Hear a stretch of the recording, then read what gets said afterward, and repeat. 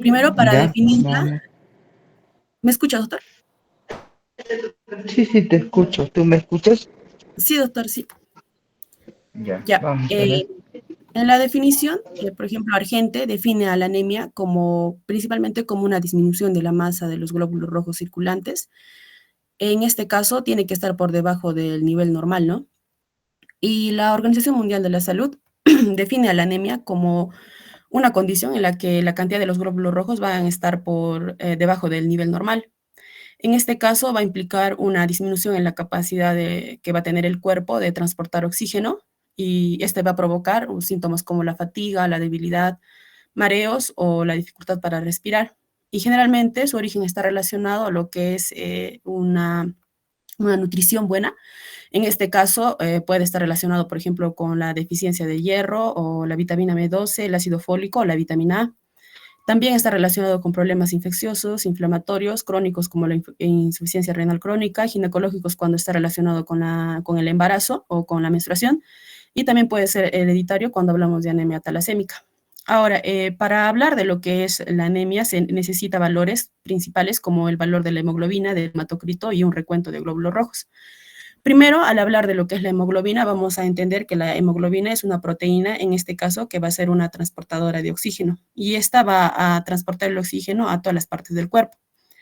Esta proteína está formada por 4 cadenas polipeptídicas, en este caso vamos a encontrar 2 alfas y 2 betas. En este caso, cada molécula de hemoglobina, al ser un tetrámero, va a estar compuesta también por subunidades. En este caso, la subunidad de la globina, que va a tener dentro de él una fracción del grupo hemo. Esta fracción de grupo hemo está constituida por un anillo orgánico que va a estar constituida por un ion central, en este caso el ion central que va a estar, que es el hierro, ¿no? En este caso el hierro que va a estar en su estado ferroso. Al entender esto, debemos entender de que es importante para la formación de todo lo que es la hemoglobina, tanto estas cadenas, porque también hay anemias que están relacionadas con las cadenas alfas y betas, y también están relacionadas algunas con lo que es el factor hemo, que va a estar constituida por el hierro, ¿no? Ahora, dentro de los valores normales que estábamos hablando, vamos a encontrar un estándar, que es en este caso para varones, que es mayor a 13 gramos por decilitro. En mujeres tiene que ser mayor a 12 gramos por decilitro y en embarazadas a mayor a 11 gramos por decilitro.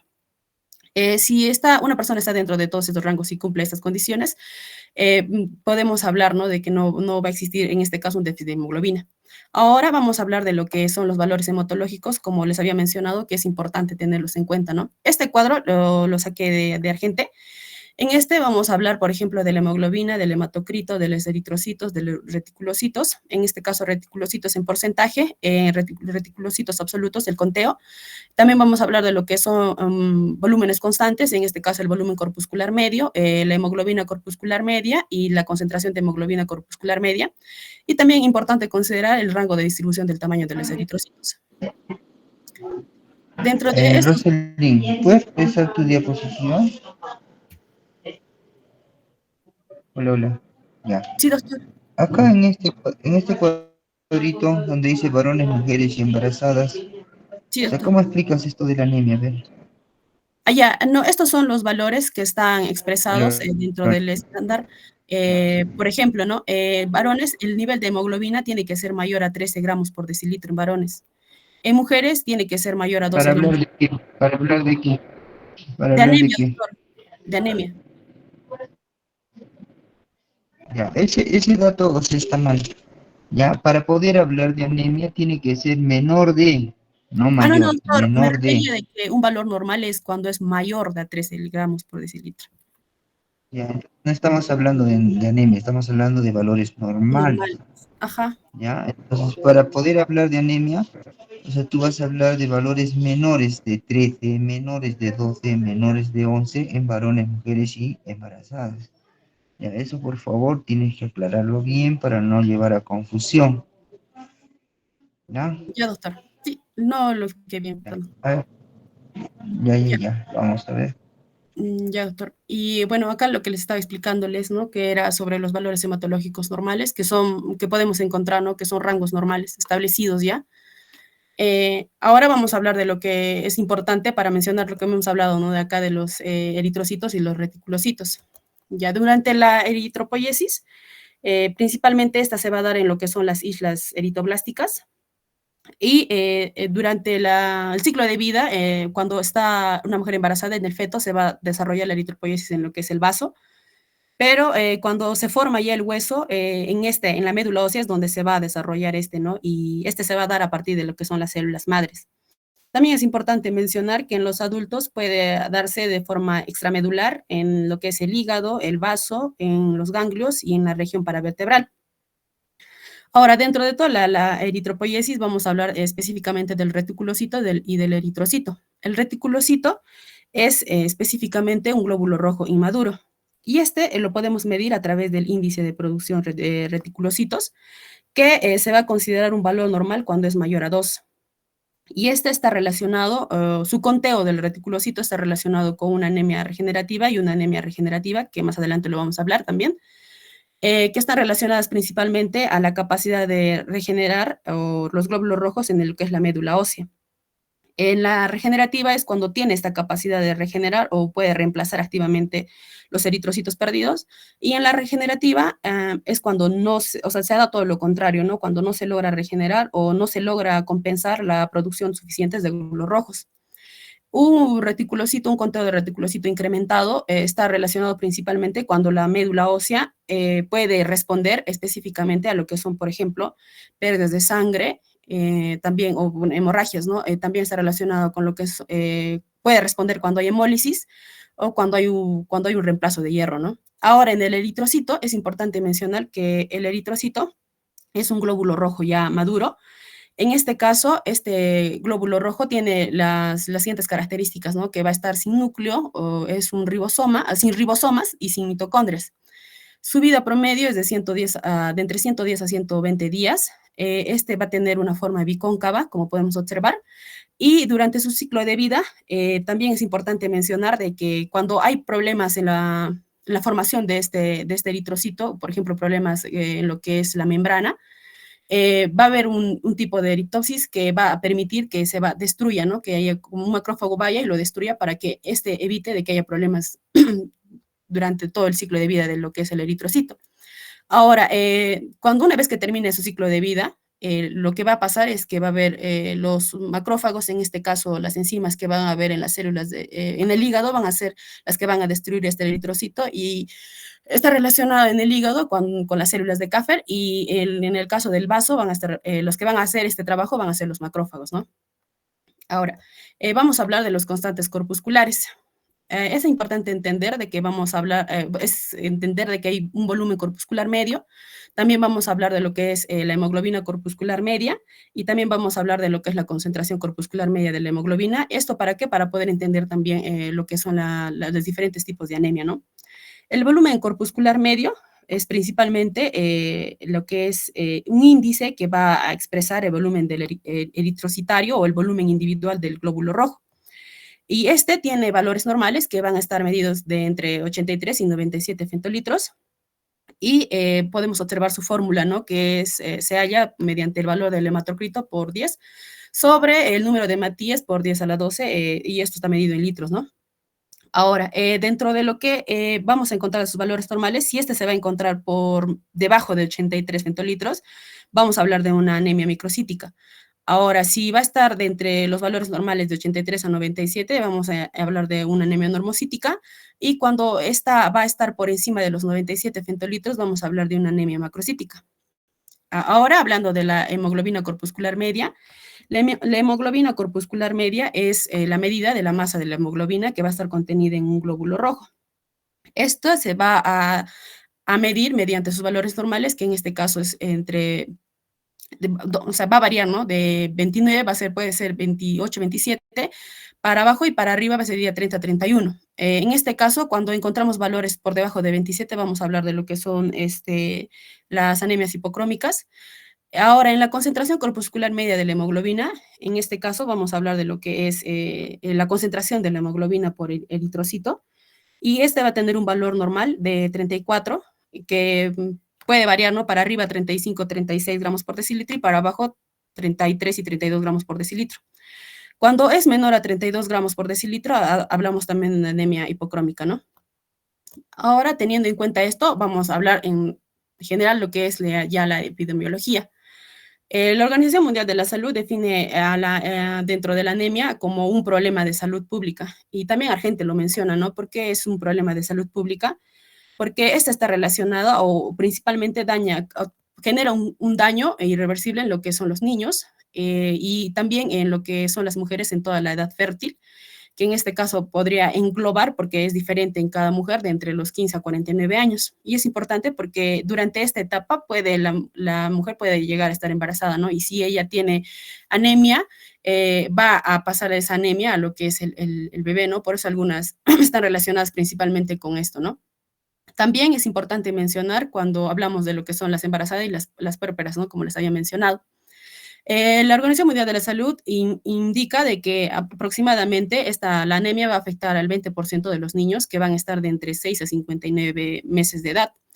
De todos estos, el 37% van a ser, de todas las embarazadas, un 37% va a tener anemia, y un 30% de todas las mujeres en edad fértil de entre 15 a 49 años van a tener anemia, ¿no?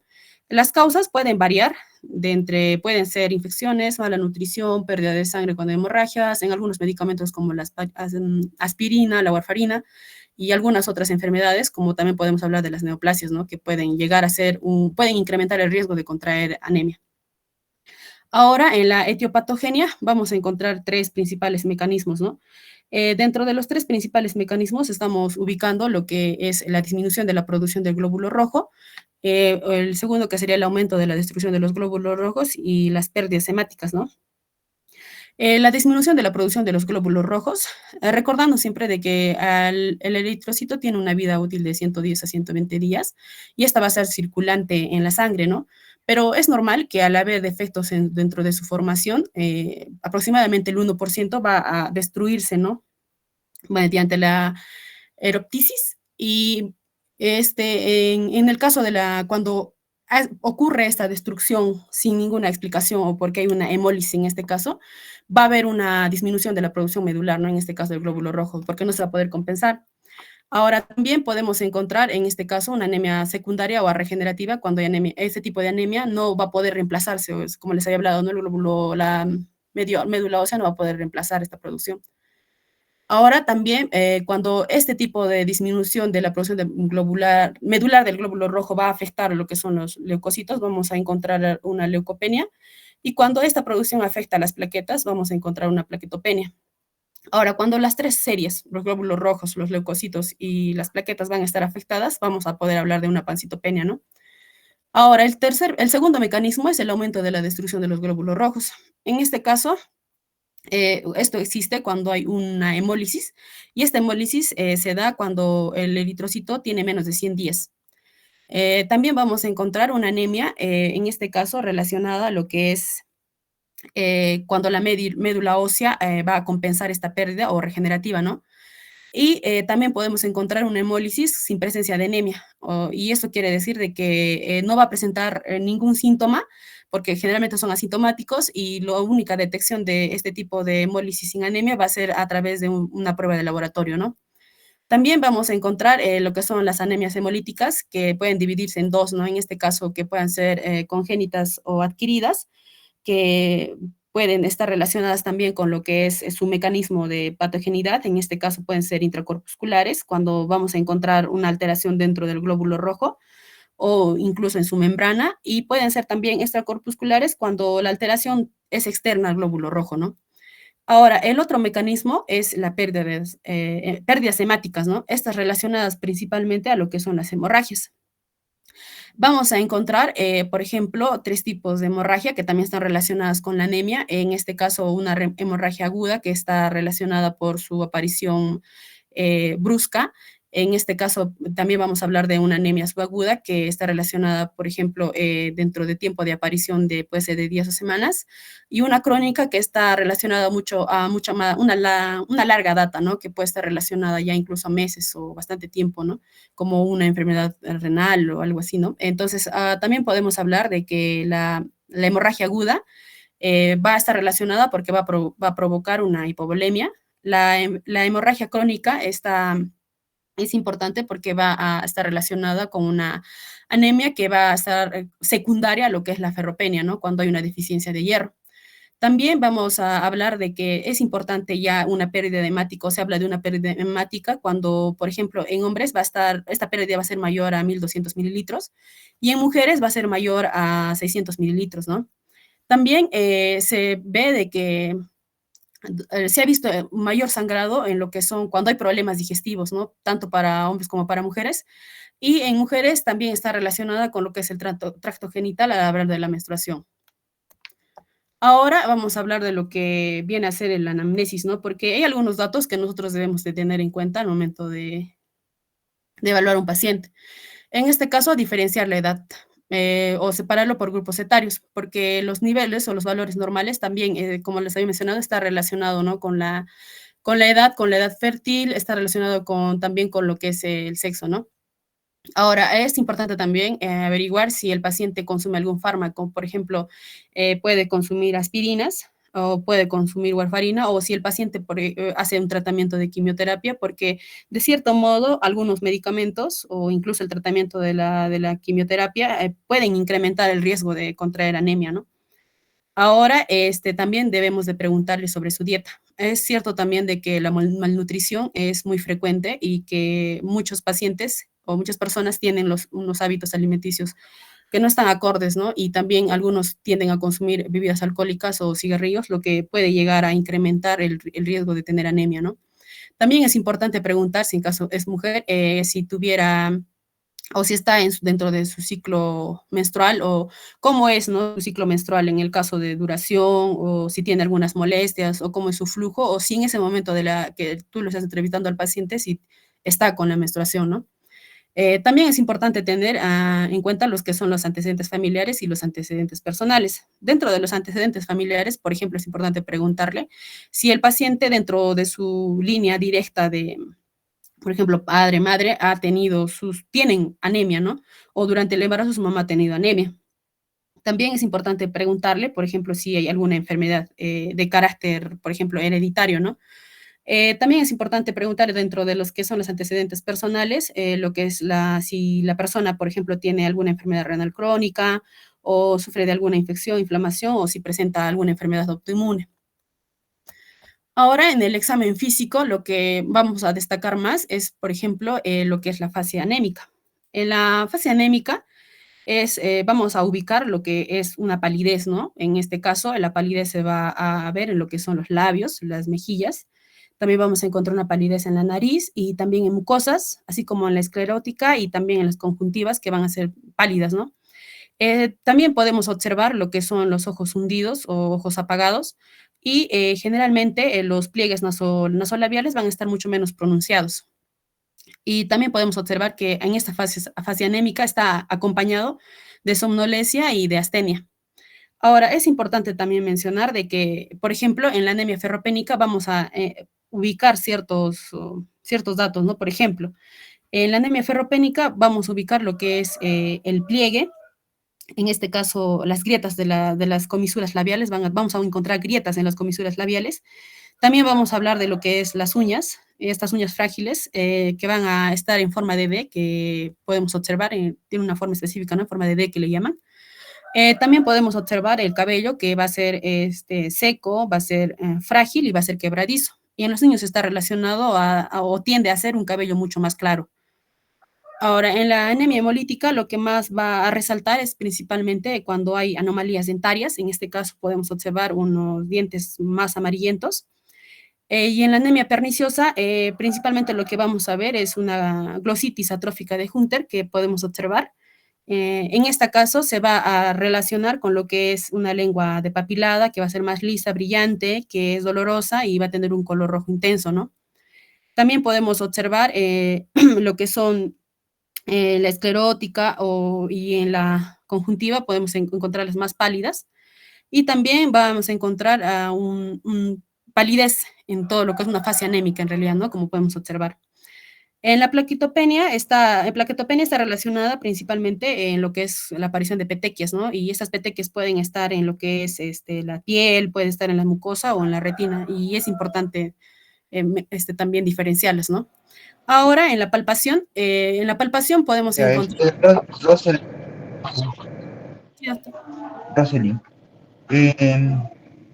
cuando nosotros hablamos de lengua de papilada, o sea, no es exclusividad de anemia perniciosa como tal. O sea, es importante también señalar, o sea, debido a que se produce la anemia perniciosa, ¿no? Y comparte esta característica en cuanto a la lengua de papilada con la anemia megaloblástica, porque más o menos lo que vamos a tener como consecuencia es una disminución de los niveles plasmáticos de vitamina B12. Ya, entonces eso es importante señalar, por favor, ¿no? Cada vez que tú hables de lengua de papilar. Además de ello, pues si estamos hablando de anemia, lo característico de un síndrome anémico es de que haya palidez tanto a nivel de piel y mucosas, ¿no? Y va a depender lógicamente de los niveles de hemoglobina. Cuanto más disminuida está la hemoglobina, la signología va a ser mucho más sólida relacionada con lo que es anemia. Sí, doctor. Ya, ahora, en lo que es la palpación, vamos a ver, por ejemplo, cuando podemos encontrar algunas masas gastrointestinales o renales. También podemos encontrar hepatomegalia o esplenomegalia, haciendo, en este caso, como podemos observar, una palpación monomanual con la mano, como podemos ver una mano en cuchara, ¿no? En el lado derecho para el hígado y en el lado izquierdo para el vaso. Ahora vamos a hablar de su clasificación. La anemia se puede clasificar, nosotros en este caso lo hemos considerado como según el tiempo de instauración, según la etiopatogenia y según la morfología. Según el tiempo de instauración puede haber una anemia aguda y una anemia crónica. Estas relacionadas con el tiempo, ¿no? La aguda puede estar relacionada a horas o a días y generalmente está relacionado con lo que son las hemorragias y las hemólisis. Ahora, en la anemia crónica, por ejemplo, esta es la que se va a instaurar a lo largo del tiempo, relacionada con semanas a meses, y generalmente está relacionado con lo que es una anemia ferropénica o también se podría decir secundaria a cuando aparece una enfermedad sistémica como nefropatías o neoplasias. Ahora, según su etiopatogenia, podemos encontrar las centrales y las periféricas. Las centrales son aquellas, como ya les había hablado anteriormente, de las anemias regenerativas y las periféricas relacionadas a lo que son las anemias regenerativas. Ahora, según su morfología, la hemos dividido en dos nosotros, ¿no? En el caso de según su morfología, vamos a hablar primero del tamaño y vamos a hablar después del color. Según su morfología, vamos a encontrar, según el tamaño, encontramos las macrocíticas, microcíticas y normocíticas. Y según su morfología, vamos a encontrar, en este caso, según el color, las hipocrómicas, las normocrómicas y las hipercrómicas. Ya. Vamos a hablar de lo que son las macrocíticas, ¿no? Se habla de una anemia macrocítica cuando el valor corpuscular medio es mayor a 100 hentolitros. En este caso van a tener dos causas principales, unas primarias y otras secundarias. Las primarias están relacionadas a un aumento, en este caso, principalmente a lo que es el conteo de reticulocitos. Vamos a hablar de las hemorragias, en este caso hemorragias agudas, y vamos a hablar de lo que son la hemólisis. Estas relacionadas también con lo que es el déficit o la ausencia de la vitamina B12, el ácido fólico, y en esta principalmente se habla de lo que es la anemia megaloblástica, que va a tener algún tipo de relación específica con lo que es la alteración a a nivel gastrointestinal, ¿no? También está relacionada con lo que son las dietas vegetarianas y también el consumo de algunos fármacos, que pueden ser, por ejemplo, la colchicina, ¿no? En las secundarias vamos a encontrar algunas causas principales que vienen a ser el alcoholismo, la hepatopatías, las drogas y el hipotiroidismo, ¿no? Ahora vamos a hablar de lo que son las anemias microcíticas. En este caso, se habla de una anemia microcítica cuando el valor corpuscular medio está por debajo de los 80 femtolitros. Y en esta vamos a encontrar, por ejemplo, las anemias ferropénicas, las talasémicas y las anemias de enfermedades crónicas. En las anemias ferropénicas, que es principalmente de esta se habla más porque se dice también de que de todas las personas que tienen anemia, el 50% son anemias ferropénicas. Y esta es principalmente por la deficiencia del hierro y esto va a ocasionar una mala producción de hierro, por ejemplo, ¿no? Dentro de estas, dentro de lo más común podemos encontrar, por ejemplo, sus causas, que es el sangrado gastrointestinal, también vamos a encontrar el sangrado menstrual en el caso de las mujeres, cuando hay directamente una insuficiencia de ingesta de hierro, también cuando hay una mala absorción a nivel gastrointestinal de lo que es el hierro, cuando hay pérdida de sangre o cuando el hierro es mucho mayor a lo que lo que el cuerpo necesita, ¿no? Para poder unirse en la hemoglobina, en el grupo hemo y la formación que hablamos de las unidades, ¿no? Dentro de las manifestaciones vamos a encontrar, por ejemplo, que va a haber unas iniciales y otras tardías. En las iniciales vamos a hablar de lo que es, en este caso, la irritabilidad, vamos a hablar de lo que es la fatiga, la cefalea y algunos problemas de concentración, principalmente en los niños, ¿no? Que podemos observar. Ahora, en los tardíos vamos a ubicar ya lo que es la palidez, la disnea, los mareos, las uñas quebradizas y el pica, ¿no? Que es principalmente el deseo de consumir hielo y una cianosis escleral. Es importante mencionar de la que la anemia ferropénica, al estar relacionada con sangrados intestinales o con mala absorción de hierro, va a tener estos problemas neurológicos, a diferencia de las otras, ¿no? Que no incluyen estos problemas neurológicos. Ahora, en lo que es las talasemias y otro tipo de anemias. En este caso vamos a encontrar a las talasemias que van a ser un trastorno hereditario. Como les había hablado, ¿no? Algunas veces las anemias se dan por trastornos hereditarios. En este caso está relacionado con lo que es al momento de la formación, hemos hablado de lo que son las cadenas alfa y beta, ¿no? Cada una tiene dos cadenas alfa y beta.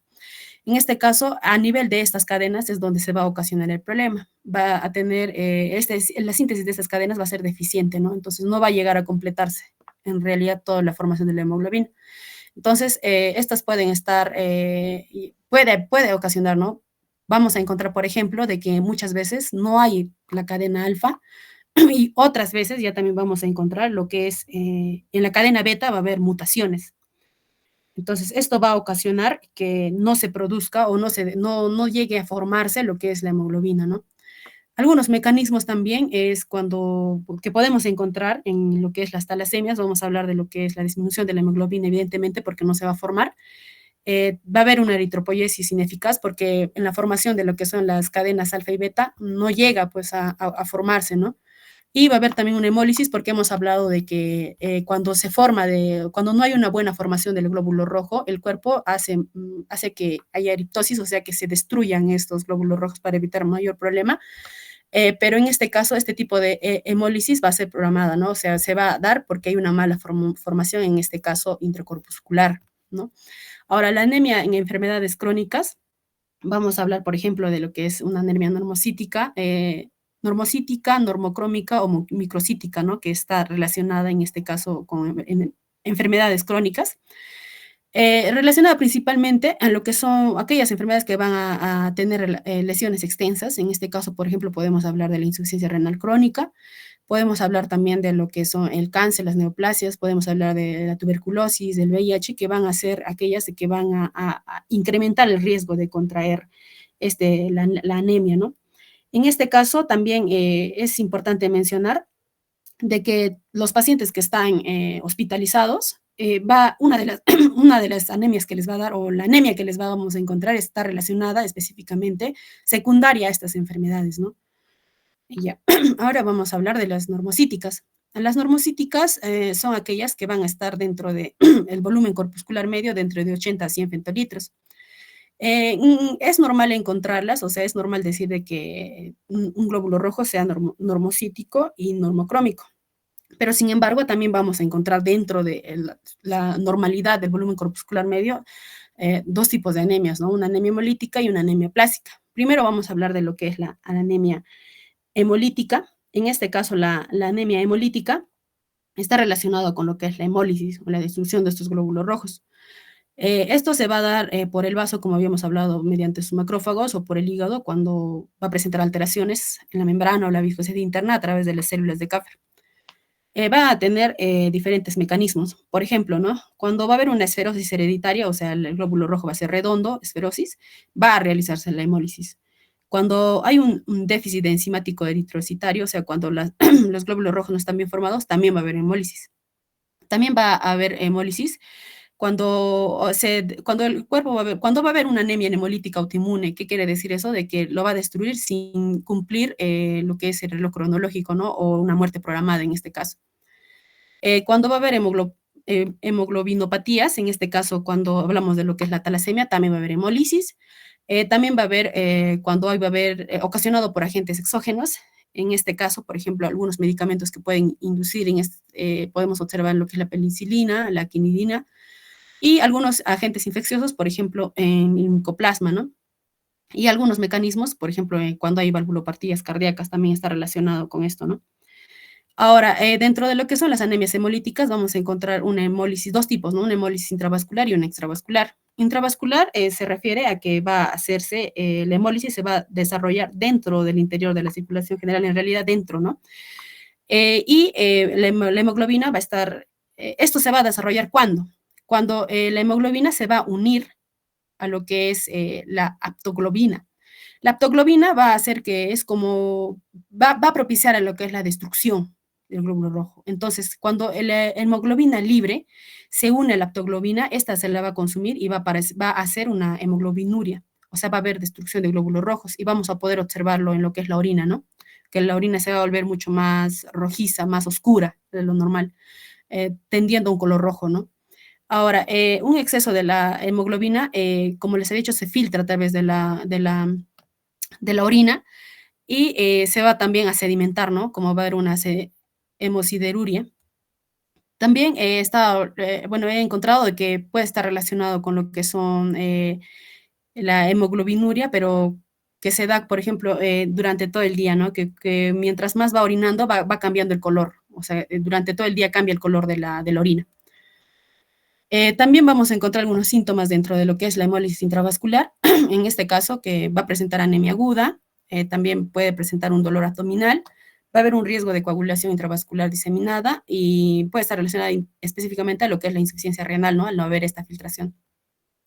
Y puede ser crónica también cuando va ya a causar una hemacromatosis, en este caso por una acumulación de hierro, porque como se está destruyendo, y el cuerpo sigue, o sea, la persona sigue ingestando hierro, sigue produciendo ese hierro, entonces no va a llegar a completarse durante la formación del grupo hemo, ¿no?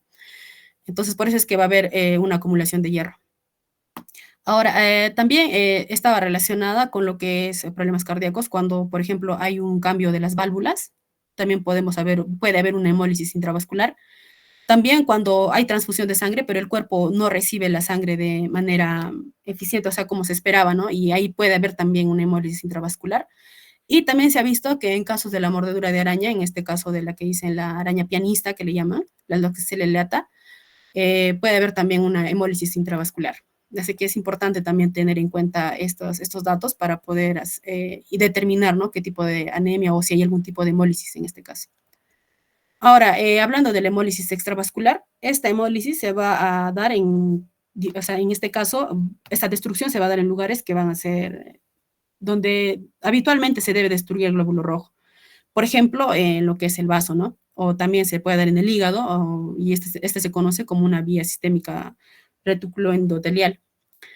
Ahora, dentro de los síntomas de la hemólisis extravascular, vamos a encontrar, por ejemplo, la anemia crónica moderada, la ictericia, la esplenomegalia, la litiasis biliar, algunas úlceras y el dolor óseo. Una de las causas más comunes en lo que es esta hemólisis es principalmente que, o sea, bueno, la causa más común dentro del grupo de las anemias hemolíticas es la hemólisis extravascular.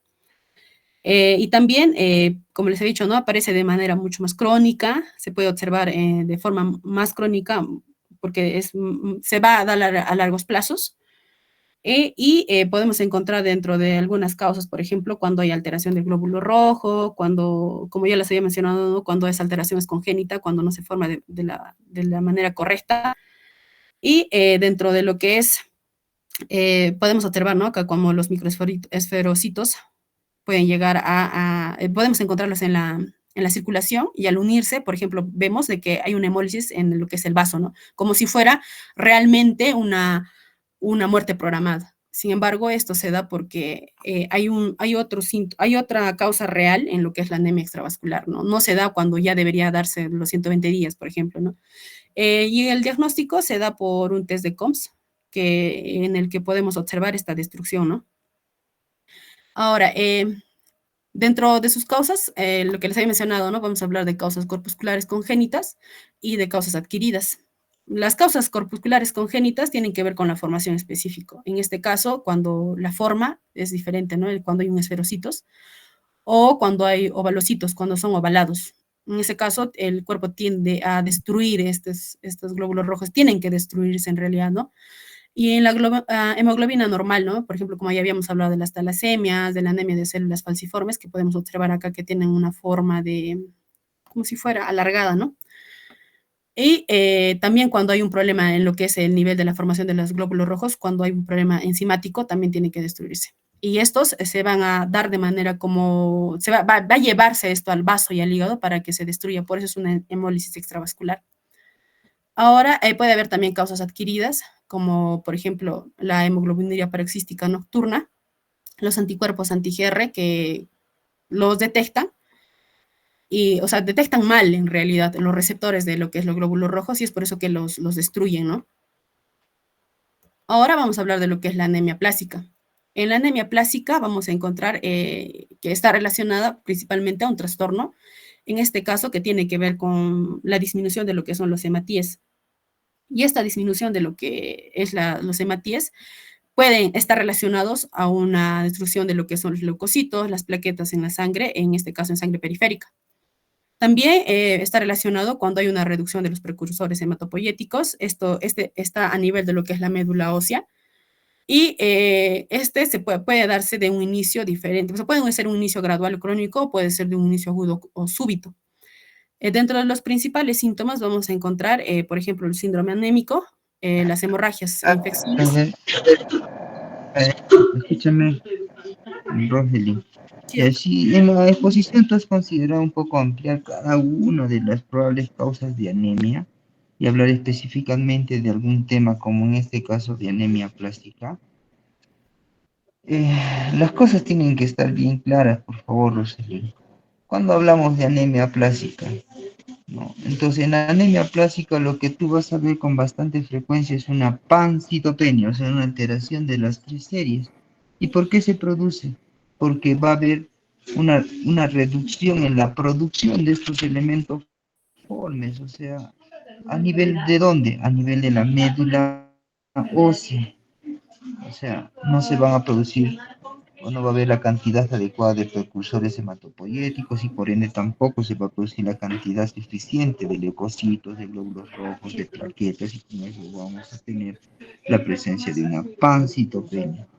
Eso tienes que explicar bien, o sea, el problema radica fundamentalmente toda vez que hablamos de anemia plástica en un problema localizado a nivel de la médula ósea, ¿no? Y la anemia plástica se da con mayor frecuencia, pues muchas veces con mayor frecuencia en gente joven, ¿ya? Entonces, eso es importante señalar. Estás corriendo, estás corriendo, estás corriendo. O sea, no se trata de correr, no se trata de repente de querer abarcar mucho más de lo que realmente necesitamos para poder hablar desde el punto de vista semiológico de lo que es anemia. Entonces, pero si estamos abordando estos temas, ¿no? Y hemos hecho una revisión, o sea, tratar de explicarlo de la mejor manera. O sea, una anemia plástica, ¿el problema dónde está localizado? Está localizado a nivel de la médula ósea. Entonces, en el lugar de la hematopoiesis, ¿no? Entonces, y eso va a conllevar a una pancitopenia, ¿no? Ya sabemos que es una pancitopenia. ¿Estamos? Sí, doctor. Vamos. Ya, doctor. ¿Cuánto más te falta aquí? Solo, solo ese, doctor, es el último. Ya, Ya. vamos, vamos. Como el doctor había mencionado, la anemia plástica está relacionada al trastorno de las tres series, ¿no? De los hematíes, los leucocitos y las plaquetas, lo que va a indicar una pancitopenia. Y esto porque va a haber una reducción de productores hematopoyéticos en lo que es la médula ósea. Va a tener un inicio gradual o súbito y algunos síntomas podemos encontrar las hemorragias, infecciones. En este caso, no vamos a encontrar lo que es adenopatías ni esplenomegalia. Vamos a ver que algunas causas pueden ser tóxicas, como por ejemplo el benceno, los insecticidas y algunos pegamentos. También puede estar relacionado con las radiaciones ionizantes, el consumo de algunos fármacos, en este caso AINES. También puede estar relacionado con infecciones hepáticas, como podemos ver en las hepatitis vírica. También podemos encontrar se puede encontrar cuando durante el embarazo. También alguna de las, o sea, por qué se desarrolla la anemia plástica es idiopática, ¿no? No se encuentra una etiología conocida, específica. Y el diagnóstico se da a través de una biopsia de médula ósea. Bueno, yo les voy a hablar acerca de la anemia regenerativa o periférica. En este caso, la médula ósea va a responder de manera adecuada a la disminución de estos eritrocitos, aumentando la producción, en este caso, de reticulocitos que van a estar inmaduros, ¿no? Para poder entender esto, la médula ósea está funcionando adecuadamente en este caso, ¿no? Bueno, entonces, como concepto tenemos que estos van a ser producidos por un aumento de la destrucción de estos glóbulos rojos, van a tener una característica, el cual la médula va a tratar de equilibrar esta disminución, aumentando la producción de eritroblastos para compensar de alguna manera esta disminución de estos glóbulos rojos, el cual se va a dar por un aumento en cuanto a la destrucción o la pérdida. Ya. Dentro de su clasificación vamos a tener hemorrágicas y por hemólisis. En cuanto a las hemorrágicas, estas van a ser agudas o crónicas. Dentro de las agudas vamos a tener, por ejemplo, heridas por arma blanca, partos complicados, úlceras gastroduodenales perforadas. Dentro de las crónicas, en cambio, vamos a tener úlceras gastrointestinales no perforadas, cáncer de colon o de estómago, enfermedades de Crohn o sangrados crónicos, ¿no? En cuanto a la hemólisis, se va a dar por hemoglobinopatías, membranopatías, enzimopatías. En cuanto a los extracorpusculares, se van a dar en cuanto a los inmunes, porque, por ejemplo, la anemia hemolítica autoinmune. Y bueno, para entender un poco más, en la imagen donde estamos viendo el riñón y la médula, en este caso, la disminución del oxígeno va a ser un estímulo para que se pueda liberar la eritropoyesis por parte del riñón, el cual, por así decirlo, va a estimular a la producción en la médula, o sea, la producción de glóbulos rojos. Esto es lo normal, ¿no? Pero dentro de la formación de los glóbulos rojos va a haber una serie de pasos, en este caso es la eritropoyesis. Un poco más vamos a explicarles sobre cómo normalmente dentro de la eritropoyesis vamos a llegar a los glóbulos rojos maduros que en condiciones normales va a presentar esta serie de estos cambios, ¿no? Por ejemplo, dentro de la eritropoyesis, las células madre van a transformarse en proeritroblastos y estos van a tener como característica núcleos prominentes, ¿ya? Y también van a presentar numerosos ribosomas, y eso es para qué va a servir, para sintetizar la hemoglobina. El siguiente paso va a ser un eritroblastos basófilos, que también siguen presentando ribosomas. El siguiente paso va a ser los eritroblastos policromatófilos, que va a ser la primera generación y que va a contener moléculas de hemoglobina. El siguiente paso son los eritroblastos acidófilos, y como vemos en la imagen, estos se van a caracterizar porque van a expulsar ese núcleo. Y como siguiente paso son los reticulocitos inmaduros. Estos se van a caracterizar porque son anucleados y contienen material genético. Y finalmente pasa a los eritrocitos, que van a estar desprovistos de orgánulos, que contienen solo hemoglobina y que van a formar los glóbulos rojos. Esto sería un plazo normal, ¿no? Pero en el caso de la anemia regenerativa o periférica, solo se va a quedar en eritroblasto, el cual, bueno, la médula ósea va a expulsar esto al torrente sanguíneo, pero el problema es que estos no van a captar gases, ¿no? Como el oxígeno o el CO2 para un aporte adecuado. Bueno, dentro del perfil clínico vamos a tener que estos pacientes van a presentar palidez. Por la hemólisis van a presentar, una causa es la ictericia, también van a presentar coluria y esplenomegalia. Dentro de la analítica compatible con hemólisis, pues estos pacientes van a presentar un aumento de la bilirrubina indirecta, aumento de la lactato deshidrogenasa, una disminución de la autoglobina. Y como dijo mi compañera, y aparte de eso también, la autoglobina es una proteína que es producida por el hígado. Se va a unir, ¿no?, a la hemoglobina libre en la sangre, y de alguna manera va a prevenir la pérdida del hierro y el daño tisular, ¿no? Para tener un poquito, una idea un poco más sobre la autoglobina. Dentro del diagnóstico diferencial, se realizan dentro de estas pruebas complementarias como el COM, frotis de sangre periférica y serológicas. Siguiente, por favor. Ya. Bueno. A ver, antes, un poco para poder aclarar, a ver, ¿me escuchas? Hola, Procede, por ¿me favor, escuchas? Rosalín.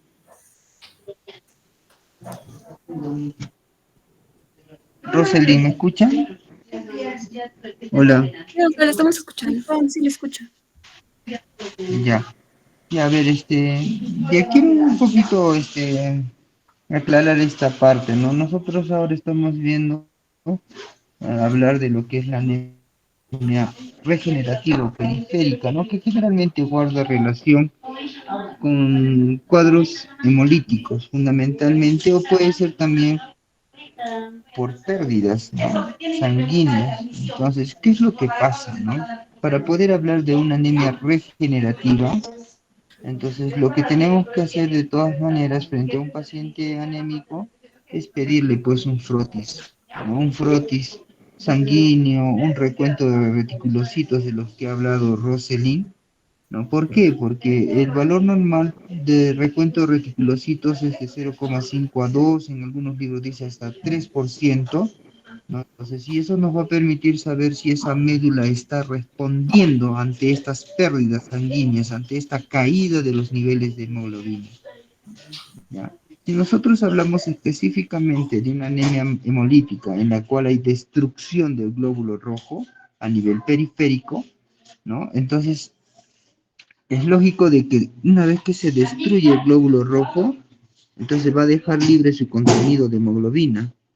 Entonces, al estar libre el contenido de hemoglobina, que va a estar en el torrente sanguíneo, ahí es donde entra a tallar la autoglobina, y la cual se va a unir a esta hemoglobina para poder ser metabolizada y va a pasar a ser pues bilirrubina indirecta.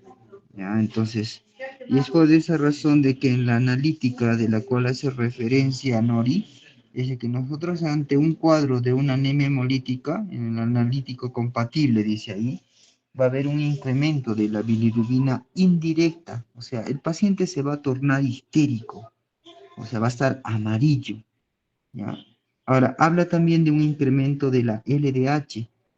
El lactato de deshidrogenasa se va a incrementar toda vez que haya una destrucción celular, y es por eso de que en esta analítica aparece eso, ¿no? Y después dice una disminución de la lactoglobina. En sí la lactoglobina no disminuye, sino lo que pasa es de que lo que se está dosando es la lactoglobina libre. Entonces, como esta lactoglobina tiende a unirse a la hemoglobina, entonces va a estar en forma de complejo. Y cuando tú pides el dosaje de lactoglobina libre, es lógico pensar de que esta lactoglobina, si se trata de una anemia hemolítica, va a estar disminuida. Eso es lo característico dentro de lo que es el perfil este, de una anemia hemolítica, ¿no? Entonces, desde el punto de vista laboratorial. ¿Está claro, Nori? Sí, doctor. Ya, a ver, Siguiente, continúa, por favor. siguiente, por favor. Ah, otra cosa más. Cuando ustedes hablan de reticulocitos, no se olviden que el reticulocito es un glóbulo rojo inmaduro que sale antes de tiempo a la circulación. La médula, en el intento de querer reponer esas caídas en cuanto al número de glóbulos rojos y por ende del número de la cantidad de hemoglobina, entonces comienza a producir mayor cantidad de glóbulos rojos, y estos glóbulos rojos inmaduros salen antes de tiempo a la circulación. Pero la desventaja, podríamos decir, ¿no? En un cuadro de anemia, es de que estos glóbulos rojos inmaduros no tienen la capacidad de transportar oxígeno. ¿Ya? Esa es una particularidad de que van a madurar, ¿no? Con el correr del tiempo van a madurar en el torrente sanguíneo, sí, y van a adquirir la capacidad de transportar el oxígeno, sí, ¿ya? Pero inicialmente, ni bien han salido, entonces estos reticulocitos no tienen esa capacidad que sí la tiene un glóbulo rojo maduro. Al siguiente, por favor. Bueno, ahora les voy a hablar la otra división, que es por la hemoglobina corpuscular media o según su morfología. Bueno, en este caso va a tener un hemoglobina, mide la cantidad de promedio de hemoglobina en cada glóbulo rojo, se va a dividir en hipocrómicas, el cual va a estar un rango menor a 28 picogramos por hora, normocrómicas, que está entre 28 y 33 picogramos por hora, o hipercrómicas, que va a ser mayor a 33 picogramos por hora, ¿no?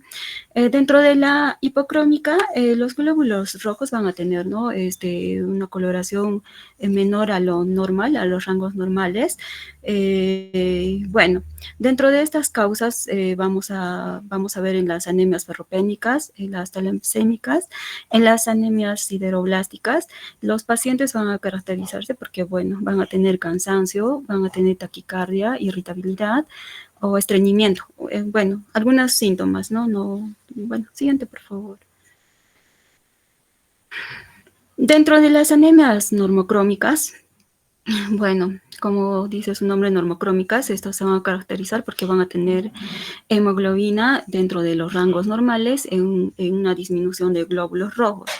Se va a presentar, bueno, en anemias aplásicas, poshemorrágicas, hemolíticas o anemias por enfermedad crónica.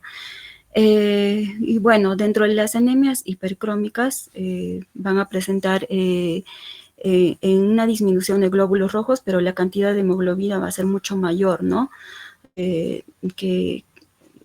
Superior a las normocrómicas. Estas van a afectar principalmente a los adultos mayores de 30 años y hay que notar que en los niños va a ser poco frecuente. Dentro de estas causas son los déficits de folato, vitamina B12, dietas pobres en nutrientes o problemas hepáticos, también el alcoholismo. De los síntomas que van a presentar va a ser hipotensión, disnea, palidez y también cansancio. Bueno, son algunos síntomas que estos pacientes van a presentar. Eso sería todo, doctor.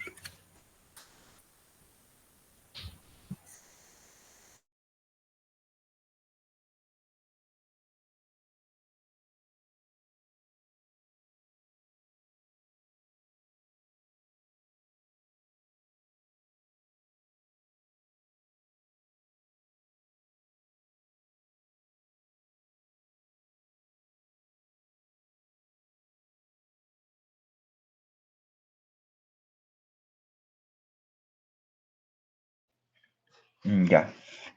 Bien, ¿me escuchan? Sí, doctor. Sí, doctor, Sí, sí se lo doctor. escucho. Ya. Bueno, me hubiera gustado, la verdad, de que la distribución del tema hubiera sido hecho de mejor manera, porque una persona ha abordado mucho más que otra, ¿ya? Entonces, una se ha explayado demasiado y la otra, o sea, ha abordado menos temas.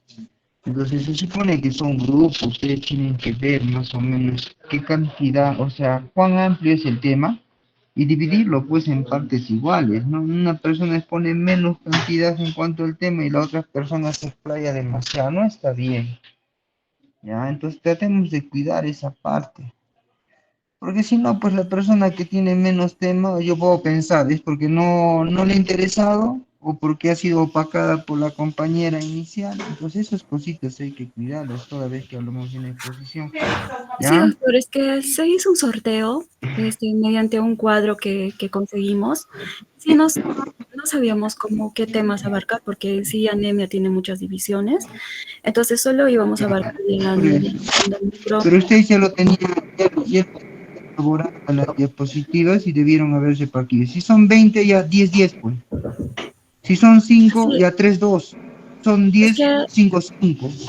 es A que eso voy. como, sí, claro, doctor, sí lo entiendo. Es que también como cada uno hace sus diapositivas de acuerdo a lo que entiende, ese es el problema. Pero igual, o sea, el trabajo es de grupo, el trabajo no es individual. El trabajo es de grupo. Y hoy en día pues hay la facilidad de poderlo trabajar a la par. O sea, no es de que "Ay, ya, yo hago mi parte y te la entrego, la juntamos y le ponemos, ¿no? Entonces, y justamente cuando hacemos eso se ve este problema, ¿no? Una alumna tiene 20 diapositivas, la otra alumna tiene 5 diapositivas, para exagerar, ¿no? Entonces, ¿por qué pasó eso? Porque no se coordinó. Ya, evitemos esas cosas, porque si no vamos a decir, ah, ya, pues, ¿qué pasó con la segunda alumna, no? Ya, Nori, por favor, Rosely, ya. Este, a ver, continuemos con el siguiente tema.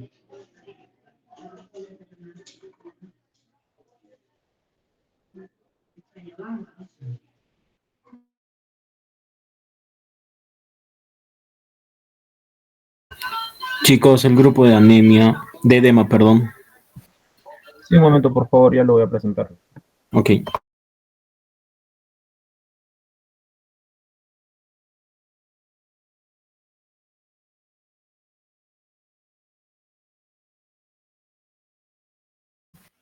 ¿Se puede ver? Sí, Jordán.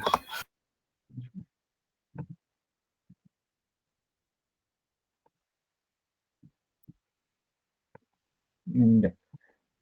Eh, bueno, buenos días, doctor y compañeros. En esta oportunidad, mi grupo, integrado por mi persona y mi compañera Nelly Quispe-Hualpa, vamos a presentarles el tema de edema.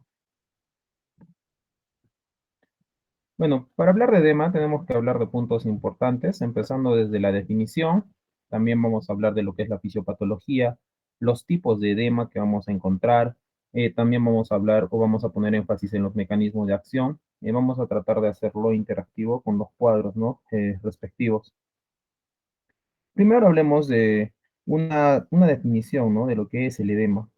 El edema va a ser, ¿no? La acumulación excesiva de líquido en los espacios, ¿no? En el espacio intersticial, ¿no? Esta definición nos los da Argente.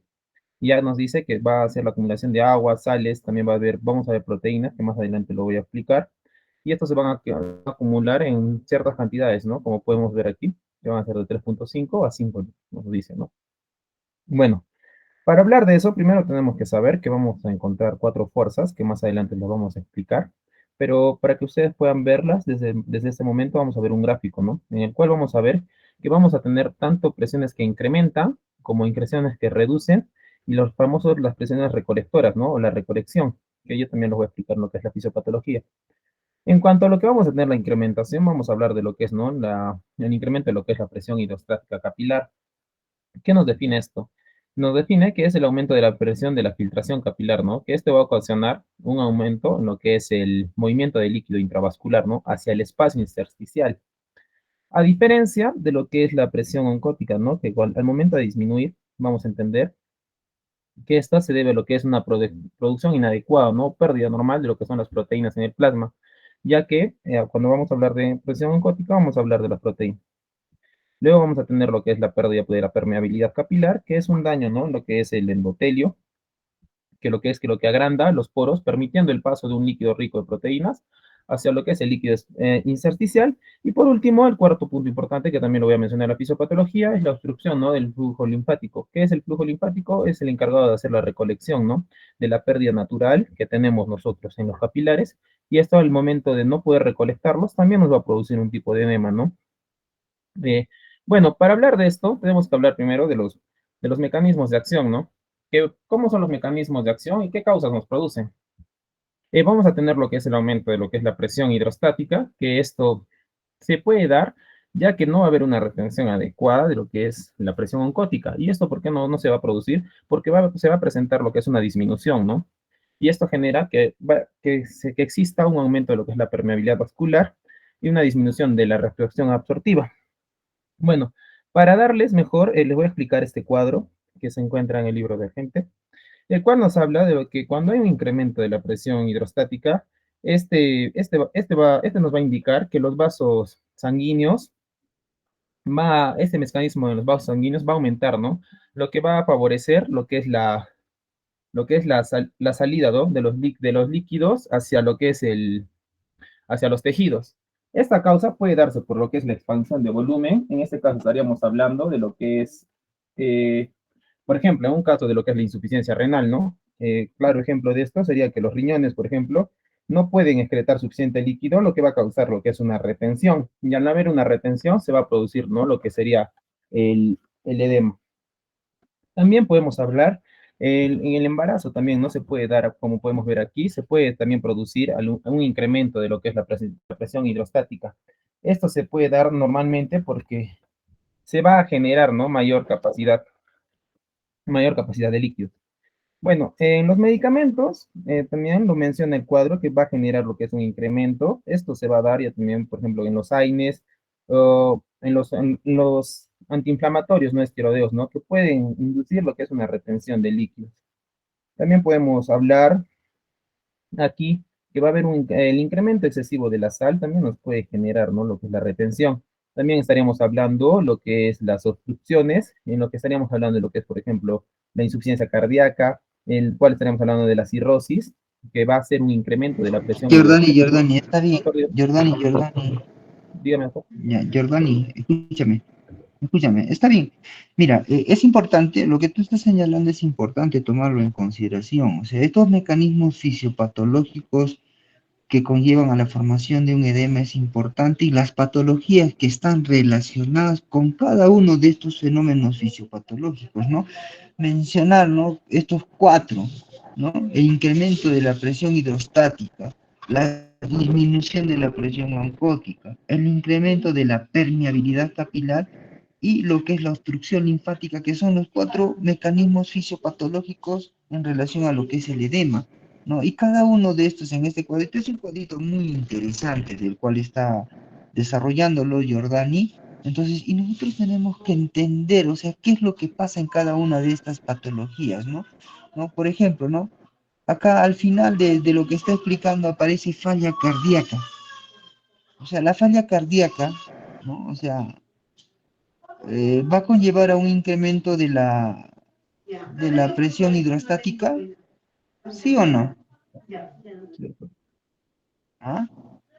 Ahora, si bien es cierto, en este cuadrito no aparece, por ejemplo, el mecanismo de la ascitis, ¿no?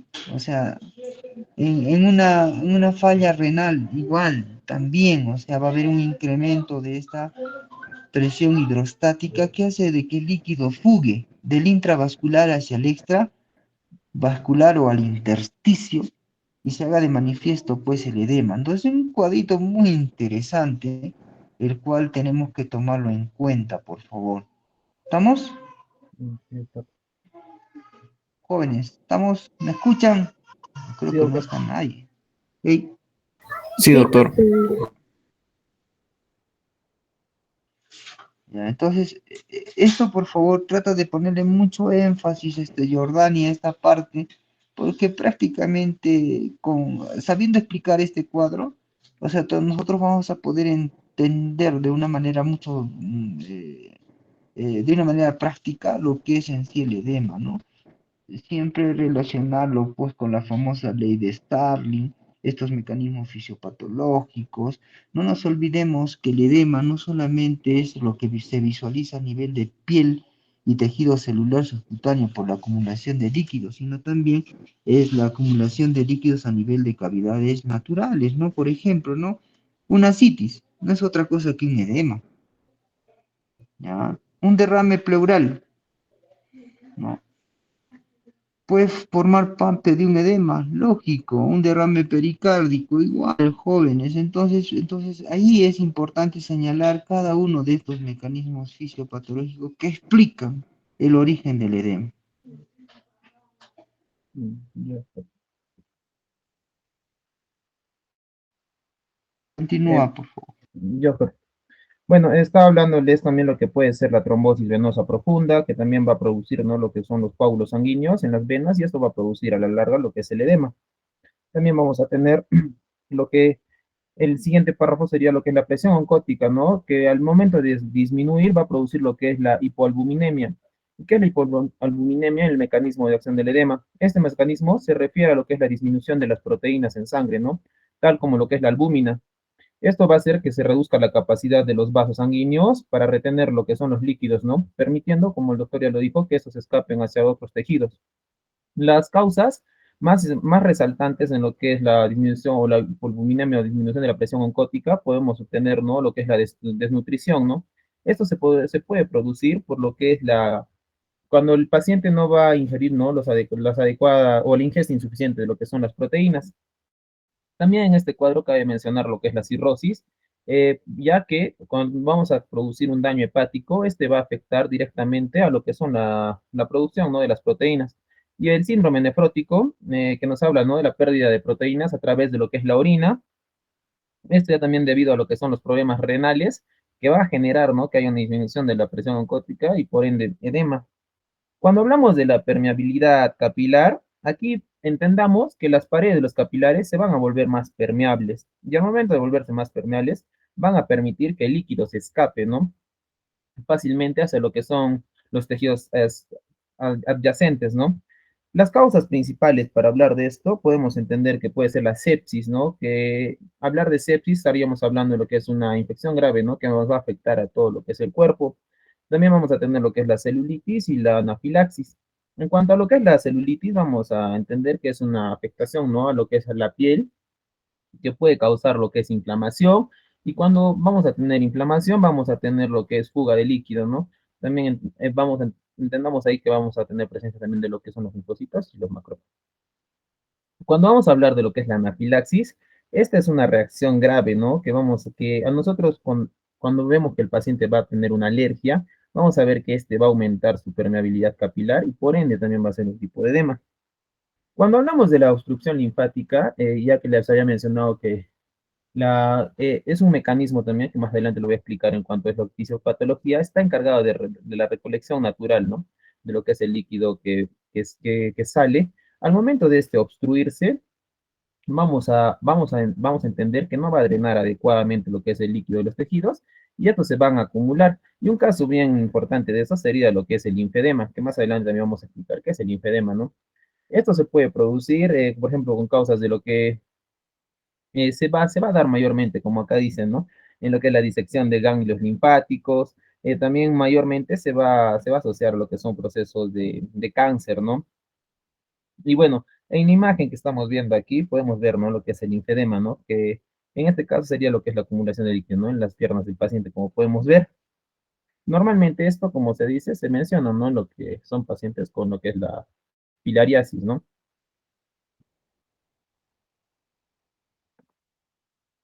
Bueno, ahora hablemos de lo que es la fisiopatología y para entender lo que es la fisiopatología, vamos a hablar de la famosa ley de Starling, ¿no?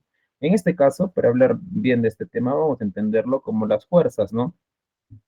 Que para esto tenemos que tener en cuenta que va a existir un balance no, normal o adecuado que podemos decir, ¿no?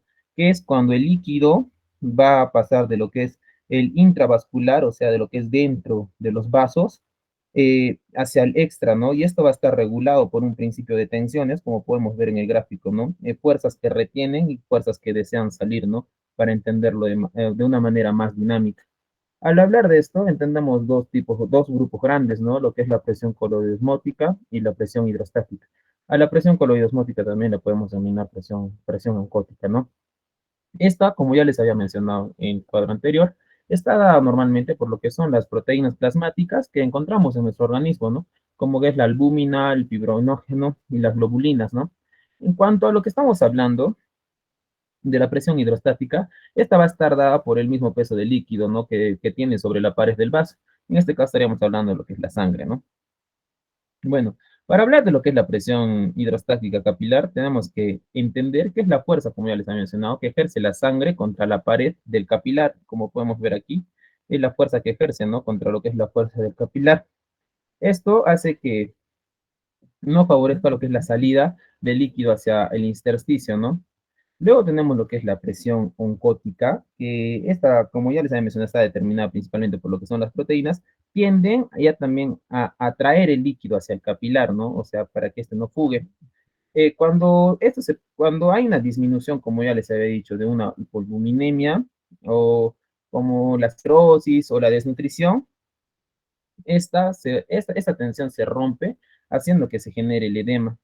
Y luego tenemos lo que es la presión hidrostática, pero ya también intersticial, ¿no? Esta normalmente nos dicen que es negativa o suele ser negativa, ¿no? Como podemos verla aquí, en lo que es la arteriola y lo que es la vénula, ¿no? Porque vamos a tener un extremo tanto lo que es arteriol y un extremo lo que es venoso, ¿no? Bueno, cuando hay un desequilibrio entre estas fuerzas, o bien por el incremento de la presión hidrostática o la disminución de la presión oncótica, se va a producir lo que es una extravasación de líquido hacia el intersticio. Y esto nos estaría hablando cuando hay una extravasación, como podemos ver aquí, que esta es una afluencia normal, pero en el edema podemos ver que hay una extravasación, y esto lo que nos produce, ¿no? Es el edema, como podemos ver en este gráfico, para que sea más dinámico. Los mecanismos fisiopatológicos en sí serían, ¿no? El aumento de la presión hidrostática, que ya les había mencionado. Como un claro ejemplo, para no olvidarnos, podríamos hablar de lo que es la insuficiencia cardíaca, ¿no? O también de las obstrucciones, como pueden ser una trombosis. Y también tenemos lo que es la disminución, en este caso, disminución, ¿no? De lo que serían las presiones oncóticas, que estas nos estarían hablando que no va a tener la capacidad de reabsorber el líquido del intersticio hacia el capilar. Y tenemos también un punto muy importante, ¿no? Que es un aumento de la permeabilidad capilar, como el doctor ya lo había mencionado, o bueno, en el cuadro anterior ya se había mencionado, en los casos de inflamación, ¿no? O también en los casos de lo que son la sepsis. A diferencia de las obstrucciones que se generan, porque hablamos de aquí fuera, vamos a encontrar también lo que es, ¿no? El drenaje linfático que ya les había mencionado, pero en el gráfico no lo pueden visualizar. Bueno, este es, como ya les había dicho, el drenaje linfático está encargado de lo que es la reabsorción, ¿no? De líquido, o el excedente de líquido intersticial, ¿no? Y este lo tiene que reabsorber hacia todo el cuerpo. Pero esto cuando se obstruye gracias a, por ejemplo, tumores o, por ejemplo, un linfedema, que es la inflamación, podría darnos, ¿no? Lo que son los edemas, pero ya también de origen de obstrucción linfática.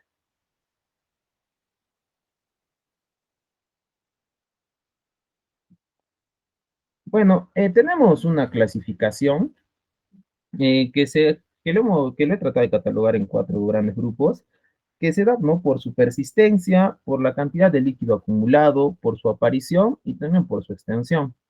Cuando hablamos de lo que es por su persistencia, tenemos una subclasificación que se da, ¿no? En tanto lo que es el tema agudo y lo que es el crónico.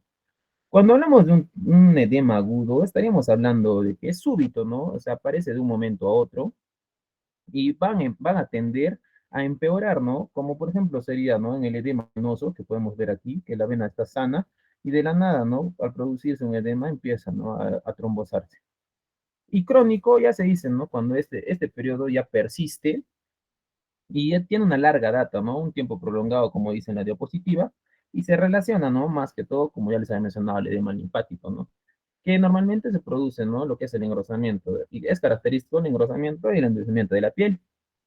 Por su aparición tenemos, ¿no? Que puede ser de aparición brusca o de aparición lenta. En la aparición brusca se puede asociar a procesos alérgicos o a procesos traumáticos, ¿no? Que van a generar directamente lo que es la inflamación.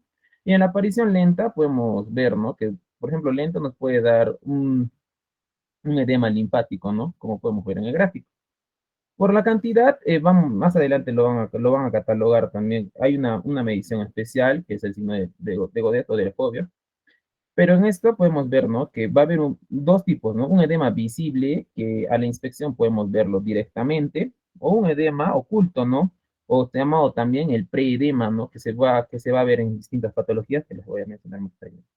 Y por su extensión, como ya sabemos, puede ser localizado, por ejemplo, en miembros inferiores, o puede ser unilateral o bilateral, o generalizado, ¿no? Que en este caso ya estaría tomando la denominación de lo que es el anasarca, ¿no? Que ya se le llama un edema generalizado.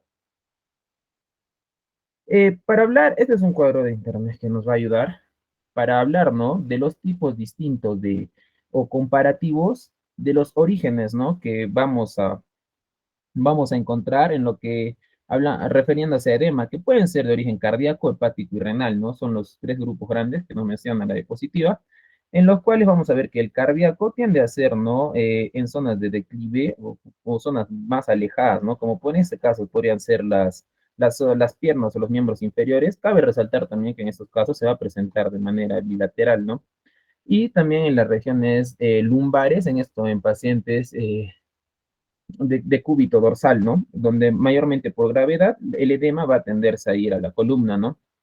Es progresivo y en sentido ascendente. También va a tener un horario donde se cataloga, ¿no? Que en un edema de origen vespertino podría entrar al tipo de edema cardíaco, ¿no? Es simétrico, como ya les había dicho. La característica interesante para hablar de edema, se tiene que hablar que es frío, no doloroso, ¿no? Para eso se podría usar también lo que es la tetrada de Celsius. Y las fobias que se catalogan en cruces, ¿no? Que más adelante también se va a explicar. Y van, lo característico del cardíaco, a diferencia de estos, es, por ejemplo, que este se asocia directamente a lo que es la cianosis, ¿no? En el hepático, la citis puede preceder al edema, ¿no? En miembros inferiores. Entendamos, entendamos eso, ¿no? Bueno, este también es blando, indoloro. Vean la diferencia que se encuentra con lo que es el cardíaco.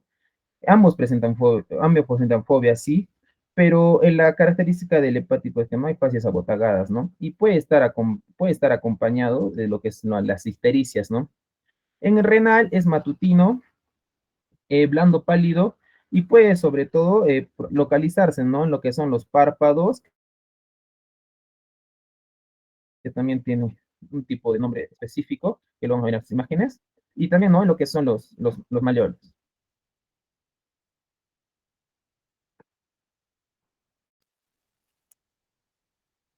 Doctor, buenos días.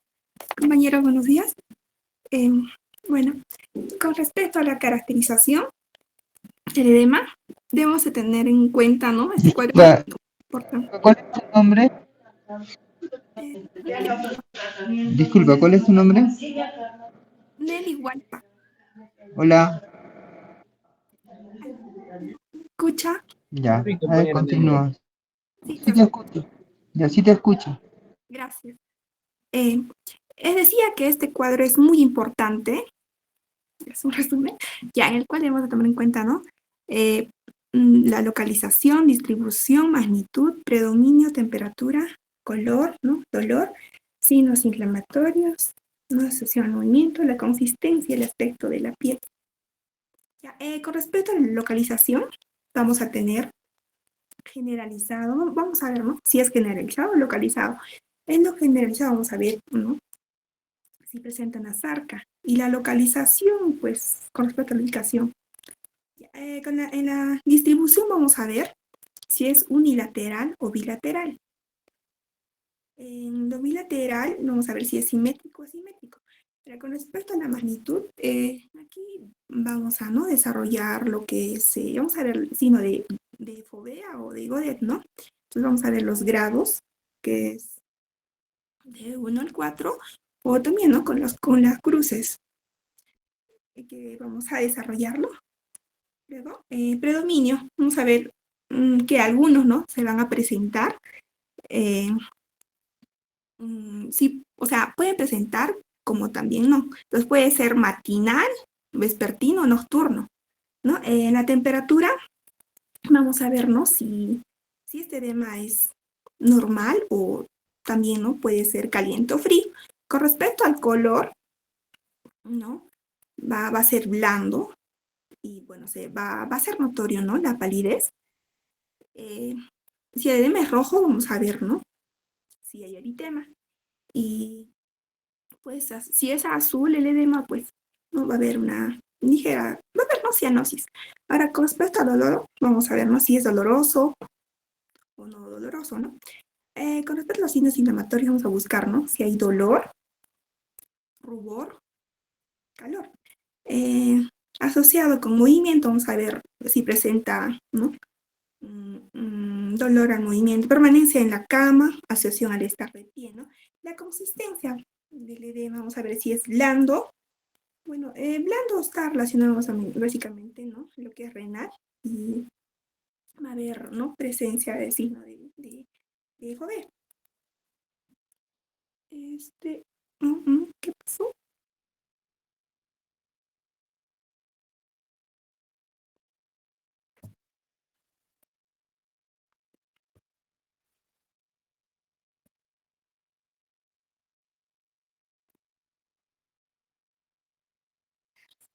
Otra.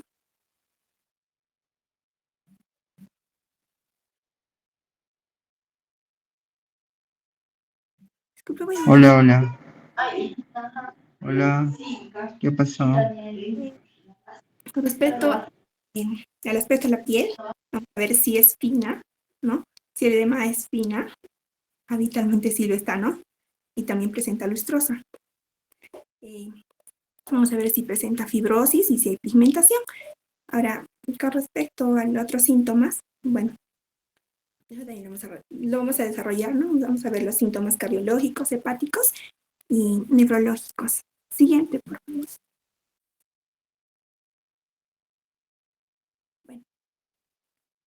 Bueno, seguimos con la caracterización, ¿no? Vamos a ver aquí si el edema es oculto. Vamos a ver, ¿no? Si hay también, ¿no? Predema. Usualmente, el paciente va a aumentar, ¿no? De peso, por eso es que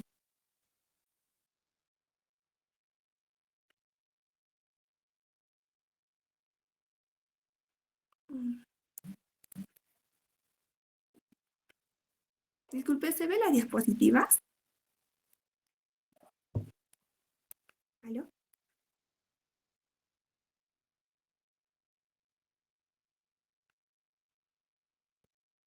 ¿Hola? Hola, Jordani. Sí, doctor. Jordani, Sí, sí, ¿qué doctor. ha pasado? No hay diapositivas.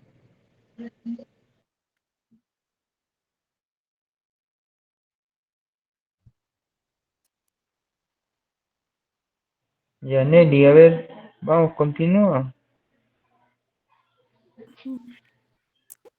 Ay, está grave. Ok. Decía que usualmente en un paciente cuando el edema está oculto, ¿no? Eh, el paciente se le tiene que realizar, ¿no? El peso diario. Entonces tiene que haber una diferencia más o menos, ¿no? Superior a los 500 gramos. Ahora, la formación en la región edematizada, bueno, estas se pueden presentar, ¿no? Unilateral o bilateral. Ahora, con respecto a la coloración de la piel,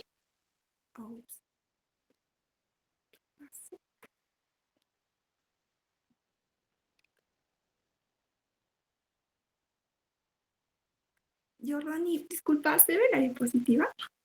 Sí, yo lo estoy viendo. Sí se está viendo. Sí se está viendo. No sé qué pasa, pero bueno, entonces que no está. Ya, con respecto a la coloración de la piel, este, se puede presentar, ¿no? Una coloración pálida o cianótica. Siguiente, por favor. Ya.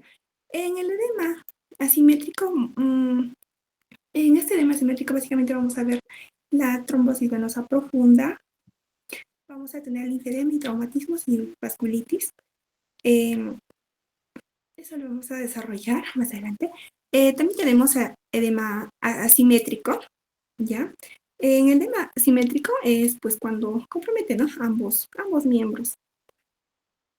O sea, el lado derecho, izquierdo. Vamos a ver aquí la insuficiencia cardíaca, los síndromes nefróticos y la cirrosis hepática.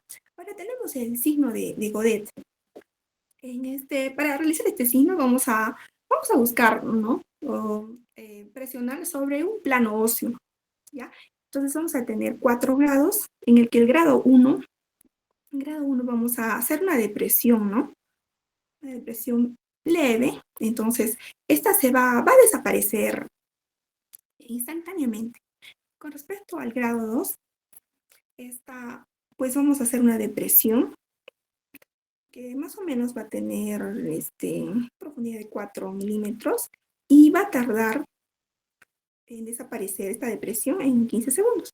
Y en el grado 3 vamos a hacer una depresión. Entonces, va a tener una profundidad, ¿no?, de 6 milímetros y va a desaparecer en un minuto. En el grado 4 vamos a hacer, ¿no?, la depresión, que esta depresión va a tener, ¿no?, 1 centímetro. Entonces, esta se va a recuperar, ¿no?, en el tiempo de 2 a 5 segundos. Bueno, como decía, esta depresión tiene que ser sobre un plano óseo. Entonces, básicamente lo vamos a ver, ¿no? Se realiza en las tibias, en los maléolos, ¿no? En la región sacra, ¿no? Y en los pacientes lo vamos a realizar en el dorso, ¿no? En el dorso de los pacientes que están, bueno, los pacientes que están hospitalizados, ¿no? Siguiente. Ya. Jóvenes, no se olviden que... A ver, regresa a tu diapositiva, Jordani. Ya, Ya, no se olviden que este signo de la fobea o el famoso signo de... Ya, gracias. El signo de Godet es importante saber interpretarlo, ¿ah? Ya les voy diciendo, es pregunta de examen. ¿Ah? Pregunta de examen. A ver, continúa, por favor.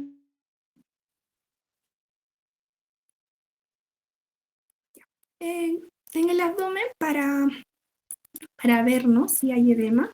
Entonces, lo que se debe realizar es, ¿no?, pinzar entre los dedos, entre los dos dedos,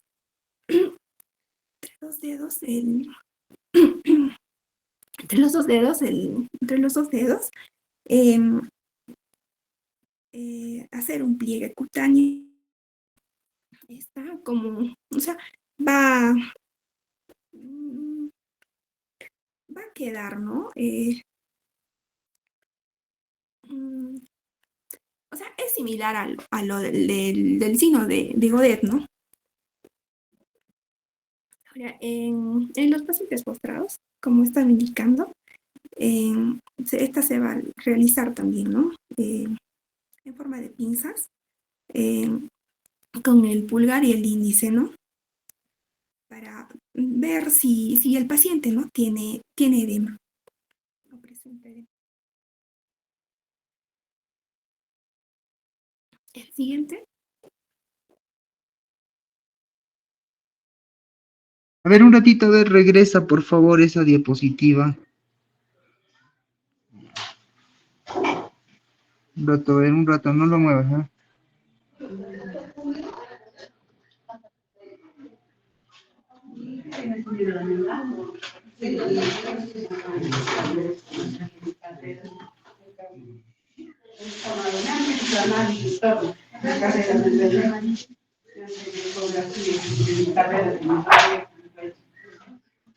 Ya.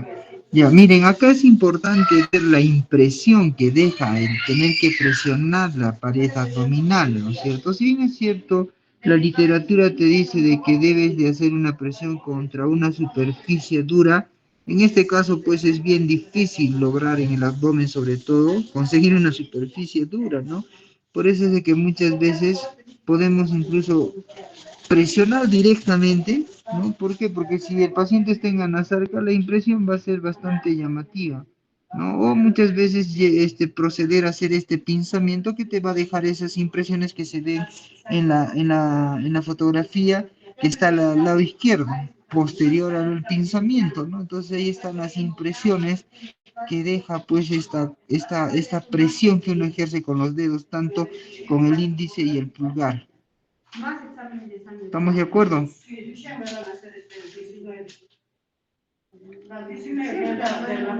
Jóvenes. Hola, hola. Sí, doctor.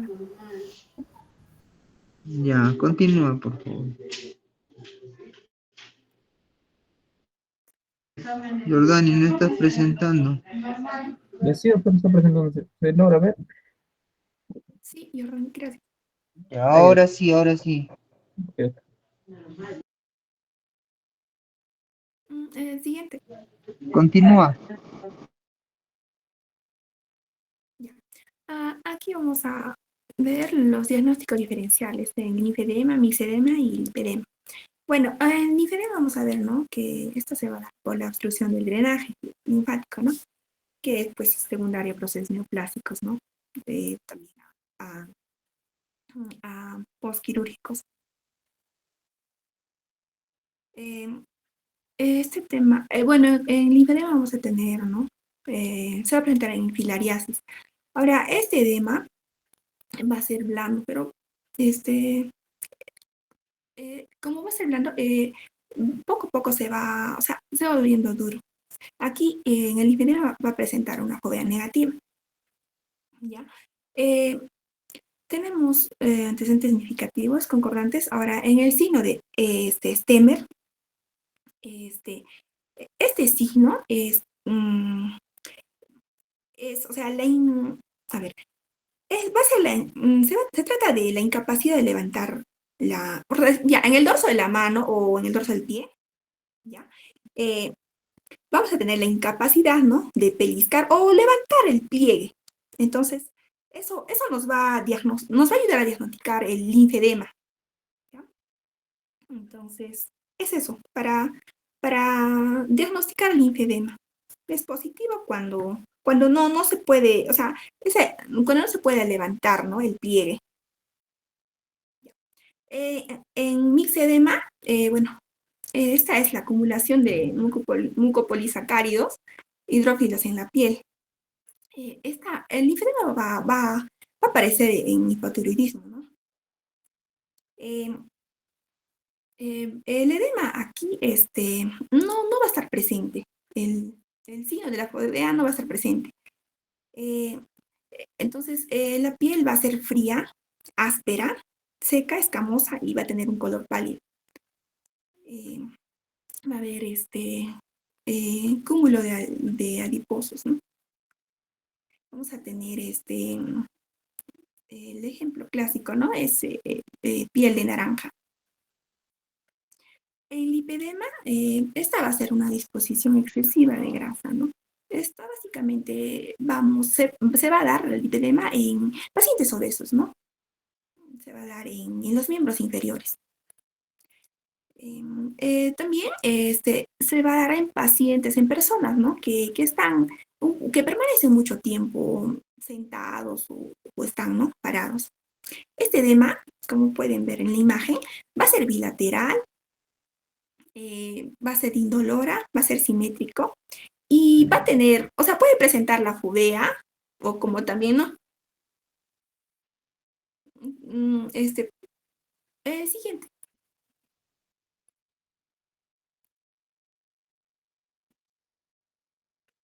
Ya. La trombosis venosa profunda. Este tipo de edema va a ser blando, va a ser unilateral, ¿no? Va a tener una significancia, bueno, va a ser dolorosa, puede presentar cianosis, como también, ¿no? La temperatura va a ser variable. Aquí vamos a tener el signo de Homans. Ya, esta va a consistir, ¿no? Perdón.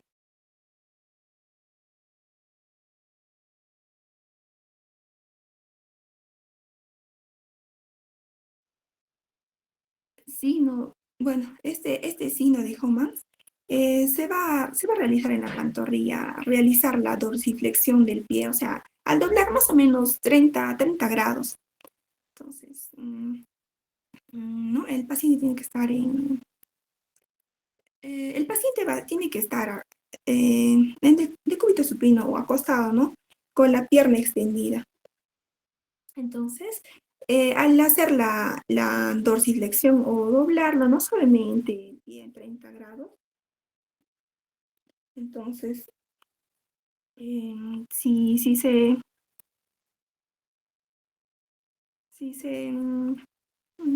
o sea, si se comprime, el dolor o sea, si va a presentar dolor, va a indicar es un signo, ¿no? O o sea, va a indicar la presencia de esta trombosis venosa profunda. Con las infecciones de partes blandas, bueno, acá vamos a tener la celinitis. Aquí se va a presentar un edema unilateral, va a ser blando, va a haber aumento de la permeabilidad, ¿ya? Va a haber también aumento de temperatura y va a presentar, ¿no? Eritema, como se puede apreciar en la imagen, ¿ya? En los ejemplos tenemos, ¿no? La celinitis perisepela. Ahora, el edema traumático. Aquí se va a presentar, el edema va a ser unilateral blando, doloroso, con o sin signos inflamatorios. Ya, antecedentes tenemos, ¿no? Se va a dar en pacientes que han presentado, ¿no? Rupturas, fibrilar, síndrome de dolor regional complejo tipo 1. Va a tener un dolor tipo neuropático, ¿no? Con intensidad disproporcionada. Va a haber cambio de color, ¿no? Como se puede ver, ¿no? Va a presentar eritema. Siguiente.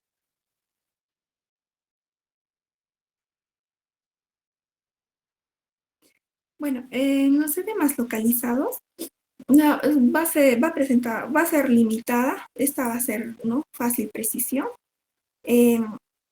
Vamos a tener aquí las dilataciones venosas. Va a ser incompetente las válvulas de las venas, ¿no? Vamos a tener la obstrucción venosa, ¿no? Aquí la obstrucción venosa vamos a tener la trombosis y las compresiones. La trombosis va a afectar las extremidades inferiores. Va a haber aumento de dolor acompañado, ¿no? De una fiebre leve. Ahora en las compresiones, esta compresión va a ser va a presentar una compresión tumoral en la vena cava superior. ¿Ya? Edema va a ser cianótico. Y en la circulación colateral descendente del tórax va a estar acompañado de una represión yugular quieta. Un ejemplo clásico es el edema en esclavina. El siguiente.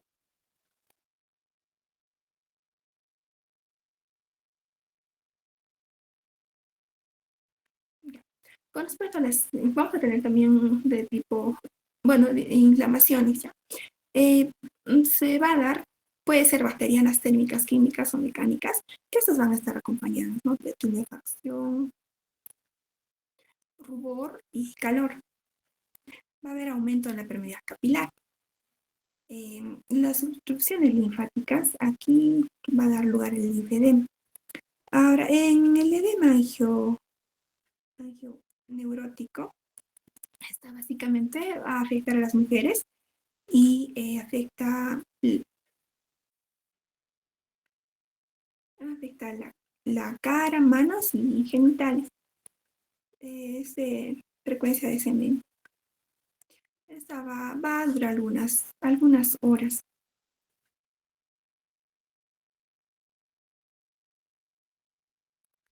Y va a haber alteraciones, ¿no? de la permeabilidad. El siguiente.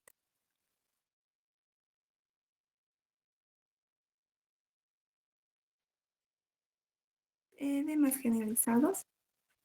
Bueno, o sistémico, como su nombre mismo lo indica, ¿no? Afectar todo el organismo mayor. Esta va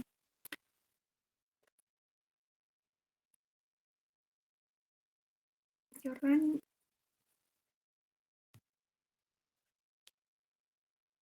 Bien. ya, va a ser de mayor o menor grado de biliruria. Puede ser leve o mediano. Mediano o intenso porque va a comprometer lo que son las pleuras.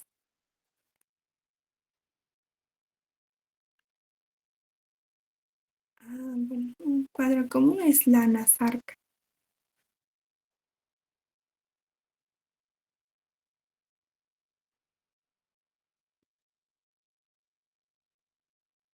El siguiente.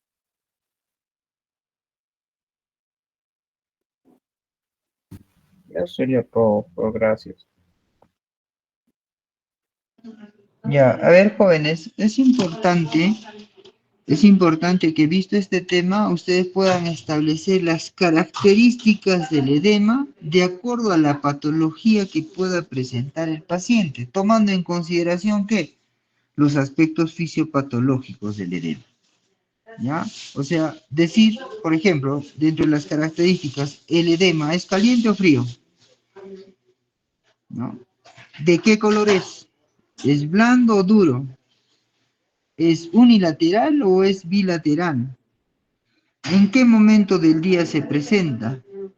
¿No? Todas esas características son muy importantes tenerlas en consideración para poder pensar en una determinada patología y tener que relacionarlo con el fenómeno fisiopatológico del edema.